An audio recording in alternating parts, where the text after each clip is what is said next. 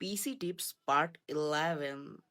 Suppose আপনি normally আপনার পিসিতে কোন কাজ করতেছেন অ্যান্ড এই টাইমে আপনার পিসি অটোমেটিকলি ফ্রিজ হয়ে যায় অথবা একদম কমপ্লিট এরকম ব্ল্যাক স্ক্রিন চলে আসে। সেই ক্ষেত্রে আপনারা যেটা করবেন, একই সাথে প্রেস করবেন control shift Windows plus B, একসাথে প্রেস করবেন।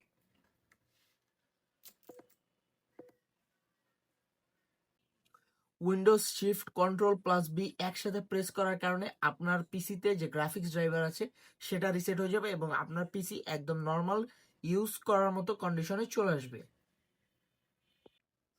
ওয়েল গাইস, এই টিপসটা হচ্ছিল তখনই অ্যাপ্লাই করবেন যখন হচ্ছিল আপনার পিসি ফ্রিজ হয়ে যায় অথবা পিসিতে কোনো প্রকার ব্ল্যাক স্ক্রিন চলে আসে।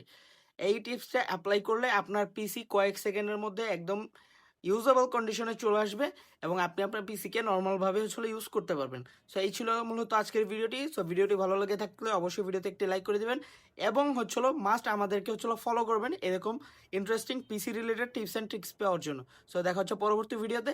Till then, by.